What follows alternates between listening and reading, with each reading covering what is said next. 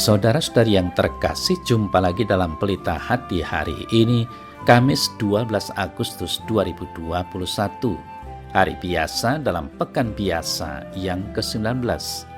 Bersama saya Romo Thomas Suratno, SCY dari Paroki Cilandak, Jakarta Selatan, mendengar dan merenungkan Sabda Tuhan, yakni firman Tuhan yang tersurat dalam Injil Matius bab atau pasal 18 ayat 21 sampai dengan bab atau pasal 19 ayat 1.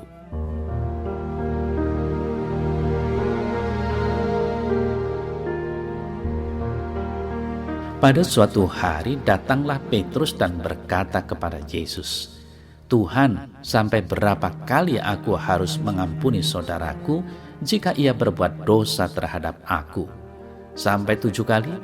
Yesus berkata kepadanya, "Bukan, aku berkata kepadamu, bukan sampai 7 kali, melainkan sampai 70 kali 7 kali. Sebab hal kerajaan surga seumpama seorang raja yang hendak mengadakan perhitungan dengan hamba-hambanya. Setelah ia mulai mengadakan perhitungan itu, dihadapkanlah kepadanya seorang yang berhutang 10.000 talenta. Tetapi karena orang itu tidak mampu melunaskan hutangnya, raja itu memerintahkan supaya ia dijual beserta anak istrinya dan segala miliknya untuk membayar hutangnya. Maka sujudlah hamba itu menyembah dia, katanya, 'Sabarlah dulu, segala hutangku akan kulunaskan.' Lalu tergeraklah hati raja itu oleh belas kasihan akan hamba itu, sehingga ia membebaskannya dan menghapuskan hutangnya. Tetapi ketika hamba itu keluar, ia bertemu dengan seorang hamba lain yang berhutang 100 dinar kepadanya. Ia menangkap dan mencekik kawannya itu, katanya, 'Bayar hutangmu.' Maka sujudlah kawannya itu dan memohon kepadanya, 'Sabarlah dulu, hutangku itu akan kulunaskan.' Tetapi ia menolak dan menyerahkan kawannya itu ke dalam penjara sampai dilunaskannya hutangnya. Melihat itu kawan-kawannya yang lain sangat sedih, lalu menyampaikan segala yang terjadi kepada tuan mereka. Raja itu menyuruh memanggil orang itu dan berkata kepadanya, 'Hai hamba yang jahat, seluruh hutangmu telah kuhapuskan karena engkau memohonkannya kepadaku. Bukankah engkau pun harus mengasihi kawanmu seperti aku telah mengasihani engkau?'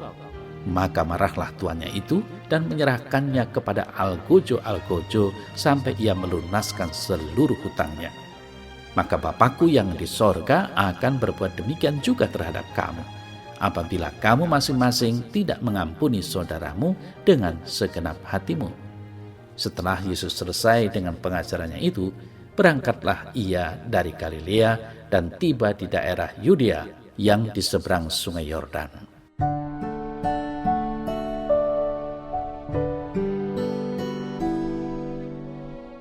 Saudara-saudari yang terkasih, pengampunan sebanyak 70 kali 7 kali ini memiliki makna pengampunan yang tiada batas.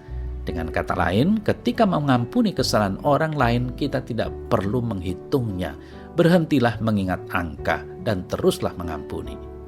Memang tidak gampang, sebab mengampuni bukan berarti kita lupa 100% dan tidak ingat apa-apa lagi, melainkan kita membuat keputusan untuk melupakan dan tidak mencoba mengingat-ingat lagi. Saudara-saudari yang terkasih, pengampunan membutuhkan bantuan kekuatan yang besar. Tindakan pengampunan yang memungkinkan kita untuk melihat keindahan yang tersembunyi dalam keadaan yang menyakitkan. Memilih untuk sekedar melupakan atau melewatkannya begitu saja tanpa proses untuk mencapai tujuannya dapat mengarah pada tindakan sekedar menekan amarah kita yang mungkin dapat muncul kembali dalam ledakan yang tak terkendali di kemudian hari. Saudara-saudari yang terkasih, mengampuni adalah salah satu perintah yang mungkin gampang diucapkan namun sulit untuk dilakukan. Namun kita melihat banyak tokoh-tokoh perjanjian lama yang memberikan contoh tentang pengampunan. Yusuf misalnya. Yusuf yang telah dicelakai dan dijual oleh saudaranya, akhirnya mau memaafkan saudara-saudaranya. Itu bisa kita baca dalam kitab Kejadian bab 45 dan juga bab 50. Dalam perjanjian baru seperti yang tadi kita dengar bersama, kisah perumpamaan tentang seorang raja yang membebaskan hamba yang berhutang padanya bertindak melampaui hukum. Secara hukum, ia mempunyai hak untuk memasukkan hambanya yang berhutang ke dalam penjara. Namun karena kasih, raja itu membebaskan tuntutan hukum itu. Orang yang mendapat kasih itu juga dituntut untuk memberikan kasih kepada sesamanya. Namun tidak demikian yang terjadi. Pada akhirnya, raja itu menggunakan kekuasaan hukum untuk hambanya yang tidak mengenal kasih. Akhirnya tindakan mengampuni yang paling sempurna di dalam perjanjian baru adalah seperti yang dilakukan oleh Yesus ketika di kayu salib. Dia mengatakan, "Ya Bapa, ampunilah mereka, sebab mereka tidak tahu apa yang mereka perbuat." Lukas 23 ayat 34. Saudara-saudari yang terkasih, pengampunan yang diberikan oleh Kristus di kayu salib adalah merupakan gambaran akan misi Kristus di dunia ini, yaitu Dia datang untuk memberikan pengampunan terhadap dosa yang diperbuat seluruh umat manusia.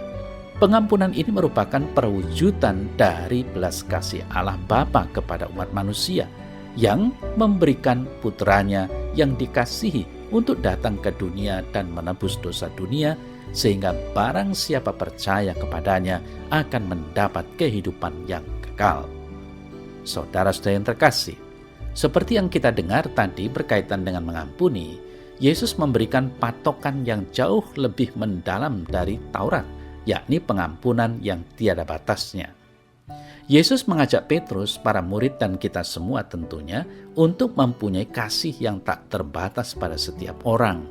Orang bersalah itu tidak ada batasnya, maka kasih pun juga tidak mengenal batas. Jika kita bertindak hanya atas dasar hukum, kita bukanlah yang mengendalikan hukum itu, tetapi justru kita yang dikendalikan hukum. Sementara hukum tidak bertujuan untuk membebaskan, namun mengikat. Saudara saya terkasih, kasih yang tidak kenal henti kiranya menjadi inti dari hukum pengampunan. Ukuran kasih yang tulus adalah ketika kita mampu memberi pengampunan kepada orang yang bersalah tak kenal berapa kali. Apakah sulit? Pasti akan sulit. Tetapi, saudara saya terkasih, itulah panggilan kita sebagai orang Kristiani. Kita diajak untuk bertindak mengatasi hukum jika itu berkaitan dengan perkara mengasihi. Kristus telah memberi pengampunan dan penebusan yang tak terbatas bagi kita. Kita pun dipanggil untuk berbuat yang sama kepada sesama kita.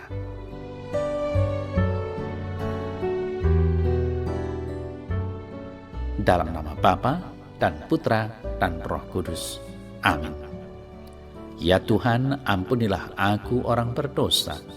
Bantulah aku untuk senantiasa menyadari kekurangan dan kelemahanku. Ajarilah aku agar aku mampu untuk mengampuni orang lain dengan tulus. Amin. Dalam nama Bapa dan Putra dan Roh Kudus. Amin.